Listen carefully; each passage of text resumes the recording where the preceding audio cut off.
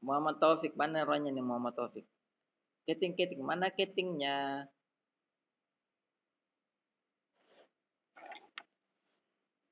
Halo, assalamualaikum.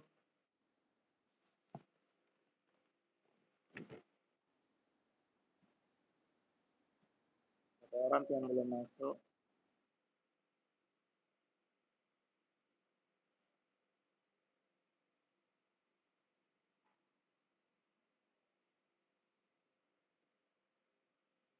Kelas A.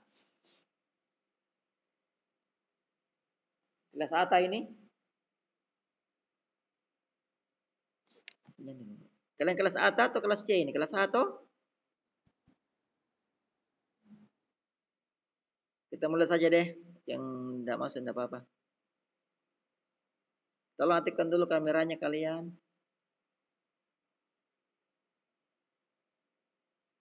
Ayo aktifkan kameranya.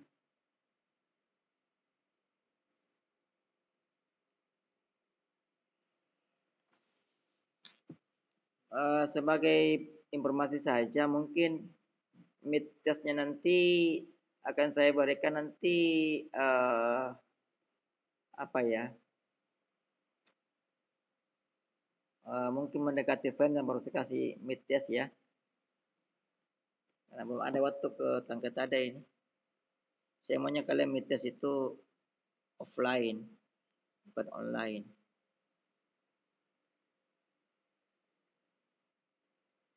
Jadi siap-siap aja belajar. Baik, kita mulai. Ini katanya siapa namanya? Mahmudin atau siapa nama ketingnya ini? Saya lupa nih. Oh, Mahmudin. Mahmudin kalau C. Iya, iya. Kita dulu kameranya semuanya.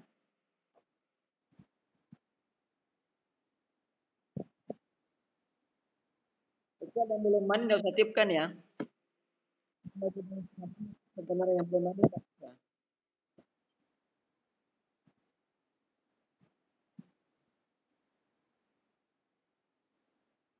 Tadi aktif kameranya berarti belum.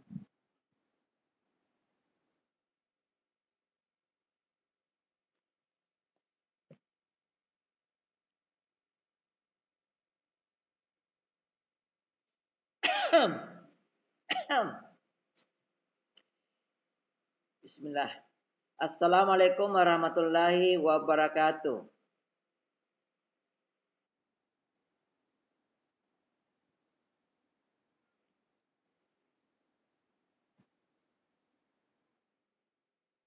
Alhamdulillahirabbil alamin wassalatu wassalamu ala asrofil anbiya wa mursalin wa ala alihi wa sahbihi ajmain. Amin. Selamat pagi semuanya. Selamat berjumpa kembali dalam mata kuliah pendidikan karakter untuk informasi tahun 2024 ya. Hari ini kita akan masuk pada materi dasar pendidikan karakter.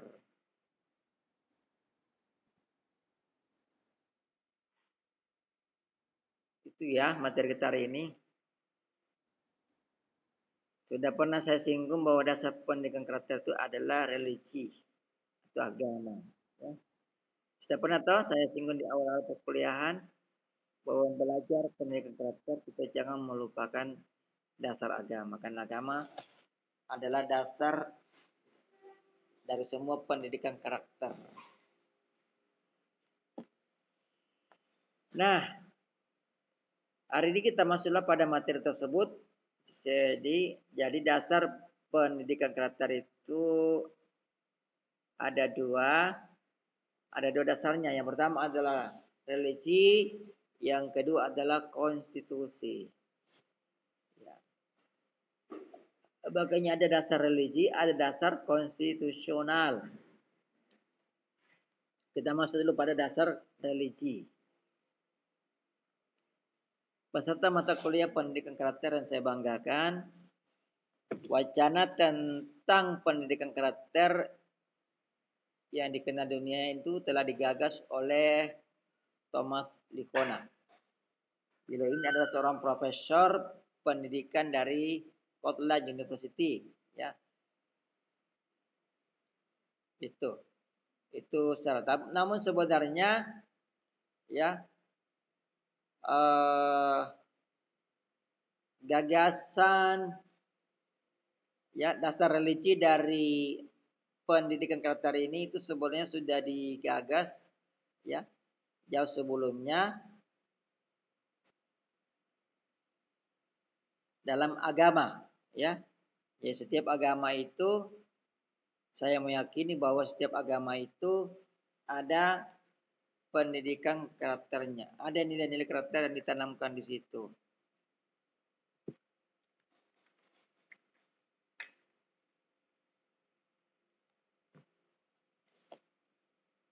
Jadi setiap agama secara umum itu memberikan nilai-nilai pendidikan karakter dalam setiap ajarannya. Ya secara umum begitu. Ya. Larangan-larangan untuk melakukan perbuatan-perbuatan itu semua adalah pendidikan karakter. Misalnya larangan mencuri, ya, larangan berbuat asusila dan sebagainya. Semua larang itu adalah nilai-nilai pendidikan karakter yang ditanamkan oleh agama. Seperti itu ya. Jadi apapun agamanya pasti menjadi dasar religi bagi pembentukan pendidikan karakter. Nah, dasar berikutnya adalah dasar konstitusional. Yang dimaksud dengan dasar konstitusional di sini adalah dasar pendidikan karakter yang berangkat dari peraturan perundang-undangan. Jadi itu makna dari dasar konstitusional. Dalam pendidikan karakter yang dijalani di Indonesia ini, di negara kita ini, ya, landasan hukumnya itu diperkuat di dalam Undang-Undang Nomor 20 Tahun 2003 tentang Sistem Pendidikan Nasional. Itu diatur dalam Undang-Undang Nomor 20 Tahun 2003 tentang Sistem Pendidikan Nasional. Ya, tepatnya diatur di dalam pasal 3, di mana dalam pasal 3 tersebut secara tegas menyatakan bahwa pendidikan nasional berfungsi mengembangkan kemampuan dan membentuk watak serta peradaban bangsa yang bermartabat dalam rangka mencerdaskan kehidupan bangsa. Itu substansi dari kandungan pasal 3 Undang-Undang Nomor 20 Tahun 2003 tentang Sistem Pendidikan Nasional yang menjadi dasar hukum kita menyelenggarakan pendidikan karakter ini. Nah, pendidikan karakter ini bukan cuma sekarang, bukan hanya melalui undang-undang ini, Undang-Undang Nomor 20 Tahun 2003 ini, ya, yang menjadi dasar hukum penyelenggaranya. Tapi jauh sebelum itu, ya, sudah dijalankan oleh negara kita, ya, di zaman kepemimpinan Pak Harto ini sudah dijalankan dengan revalitanya, rencana pembangunan 5 tahun. Di situ selalu ada lahir ungkapan imtak dan imtek, ya, iman, takwa, ilmu pengetahuan dan teknologi. Jadi selalu di zaman Revalita itu, ya, yang namanya imtek itu selalu diimbangi dengan diikuti yang kata imtak. Imtak itu iman dan takwa. Ini adalah dasar hukum, ya, pendidikan karakter. Di zaman Revalita selalu seperti itu. Jadi dalam dunia pendidikan selalu ya, ketika kita bicara ilmu pengetahuan dan teknologi selalu disandingkan dengan iman dan takwa. Itu menjadi dasar hukum bagi penyelenggaraan pendidikan karakter di zaman itu ya. Nah, sekarang ini dengan Undang-Undang Nomor 20 Tahun 2003 tentang Sistem Pendidikan Nasional lebih tegas lagi ya, diterangkan dalam pasal 3. Nah, itu dua dasarnya ya. Jadi dua dasar penyelenggaraan pendidikan karakter. Yang pertama dasar religi. Kalau dasar religi berarti setiap agama. Setiap agama apapun pasti akan menanamkan nilai-nilai karakter kepada semua penganutnya. Itu secara umumnya, ya. Semua agama melarang untuk melakukan tindakan-tindakan yang tercela. Semua agama tanpa kecuali. Itu, ya. Nah, kemudian dasar konstitusional.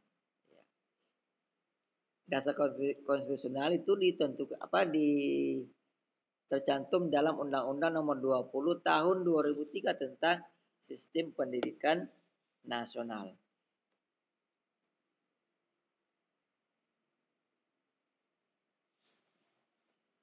Itu dua dasar. Jadi hanya ada dua dasar penyelenggaraan pendidikan karakter. Yang pertama dasar religi, yang kedua dasar konstitusional.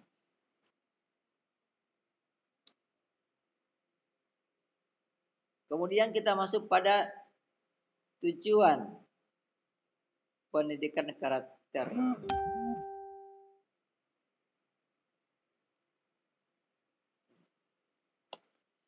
Tujuan dari pendidikan karakter ini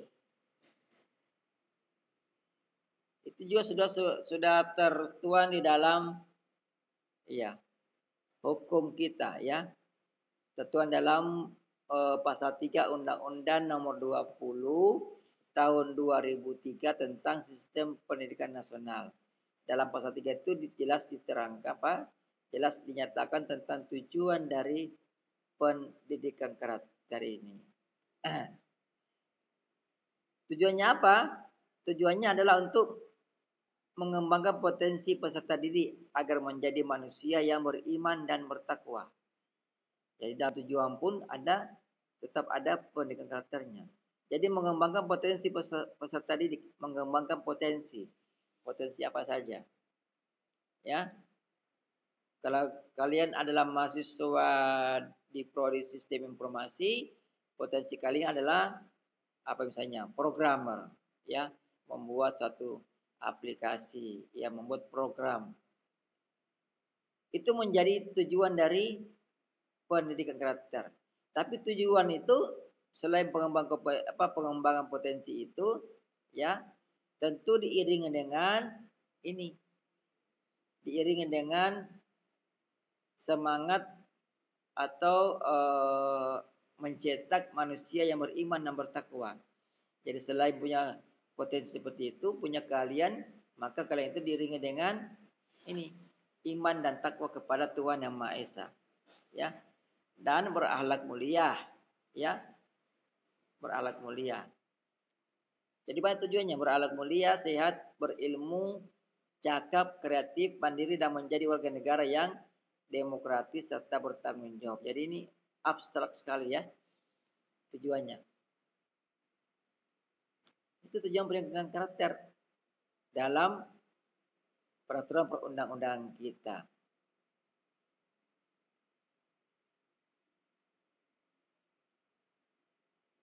Ada pertanyaan? Kayak ini sangat normatif ya. Saya sampaikan secara normatif saja.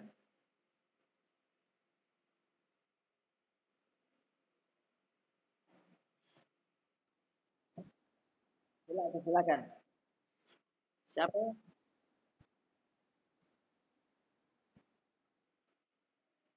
Orang ateis. Siapa yang bertanya? Namanya siapa ini? Mana ya? Muhammad Rafli, yang di mana mukanya ini? Muhammad Rafli. Saya lihat dulu ke atas.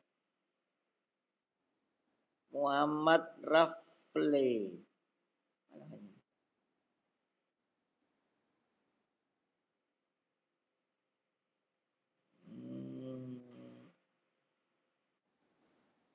Yang mana memorofil ini?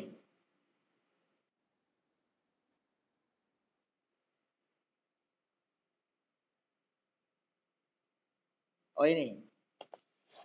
Bagaimana dong tes? Maksudnya apa nih menanyakan? Apakah coba diperjelas lagi? Apakah orang maksud dari pertanyaannya?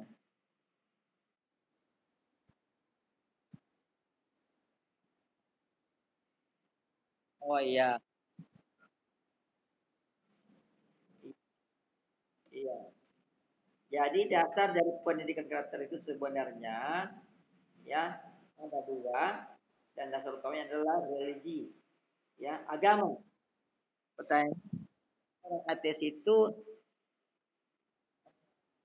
bukan karakter mereka yang mereka dapatkan itu berasal dari agama atau bukan? Ya, itu mungkin pertanyaannya. Ini jawaban saya. Mungkin orang ateis tidak akan mengakui itu. Tapi jawaban saya, pendidikan karakter yang mereka laksanakan sekarang itu, karena orang ateis juga punya, tidak mau juga dikatakan tidak berkarakter, ya, tidak mau juga dikatakan tidak punya etika, pasti mau dikatakan punya etika. Nah, penyelenggaraan etika yang mereka pahami itu sebenarnya juga bersumber pada agama. Hanya mereka tidak mengakui. Contoh, ya, tidak ada agama yang membolehkan orang membunuh, ya. Tidak ada agama yang membolehkan orang mencuri. Semua agama melarang membunuh, membunuh siapa saja, membunuh manusia, ya. Kalau bunuh ikan boleh karena mau dimakan, maksudnya membunuh manusia.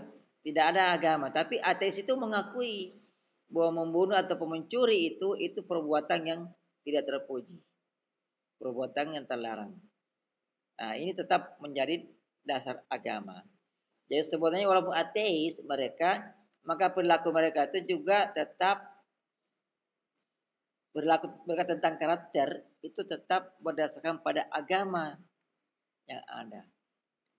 Bedanya mereka tidak mengakui agama dan tidak mengakui Tuhan karena mereka tidak beragama, ya kan? Itu saja. Tapi apapun alasannya, setiap tindak tanduk mereka yang membawa nama etika tentu perbuatan mereka itu selalu berdasarkan pada agama.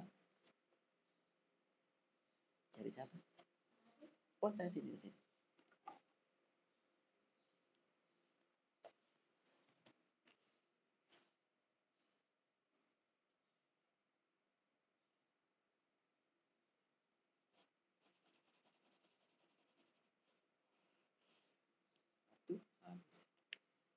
Ada.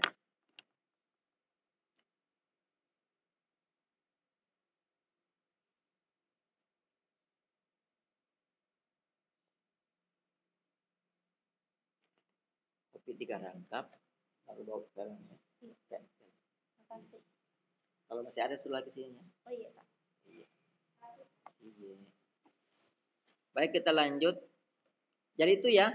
Jadi ateis pun itu karakter mereka tetap berdasarkan pada agamanya, mereka tidak mengakuinya. Seperti itu.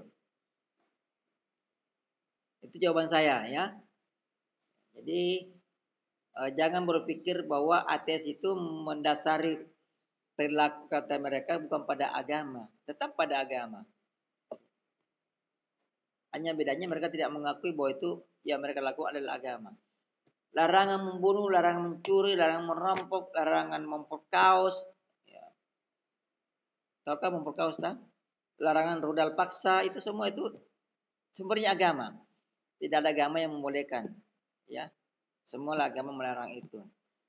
Yang membedakan hanya tentang siapa yang kita sembah, siapa yang kita nyatakan sebagai Tuhan. Itu yang membedakan agama lainnya. Tapi perilaku kita yang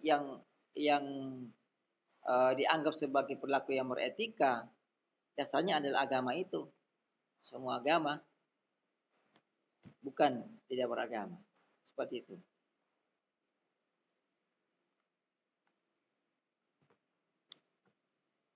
Ada lagi?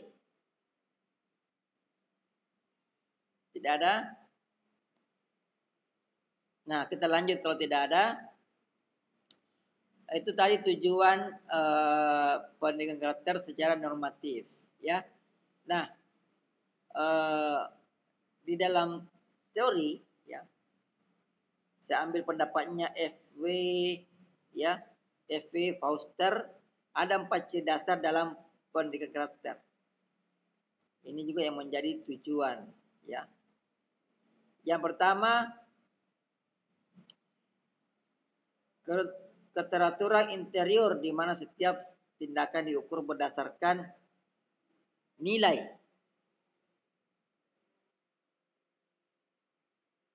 Jadi nilai menjadi pedoman normatif setiap tindakan. Yang kedua adalah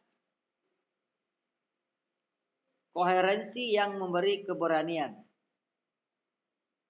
yang membuat seseorang tangguh pada prinsip dan tidak mudah terombang-ambing pada situasi baru. Atau ini sama dengan yang saya jelaskan minggu lalu, sama dengan arete, ya. Jadi keteguhan hati atau keteguhan prinsip. Yang ketiga, otonomi. Artinya adalah seseorang mampu menginternalisasikan nilai-nilai dari luar. Jadi menginternalisasikan, menyatukan, ya, atau menyatukan nilai-nilai dari luar sehingga menjadi nilai-nilai pribadi yang menjadi sifat yang melekat pada pribadi seseorang. Nah, yang keempat, keteguhan dan kesetiaan. Ya, keteguhan dan kesetiaan. Jadi keteguhan ini merupakan daya tahan seseorang untuk mendapatkan sesuatu yang dipandang baik. Sedangkan kesetiaan merupakan dasar bagi seseorang untuk memberikan penghormatan atau komitmen untuk memberikan penghormatan atas komitmen yang dipilihnya. Itu. Nah, ini 4 kriteria atau 4 ciri dasar pendidikan karakter sekaligus dapat menjadikan sebagai tujuan dari pendidikan karakter. Ada pertanyaan sampai di sini? Kalau tidak ada, saya kira ini aja materinya. Ada rapat lagi sebentar jam 9.30. Saya harus rapat juga, ya. Fakultas. Sekian dari saya. Billahi taufiq wal hidayah. Wassalamualaikum warahmatullahi wabarakatuh.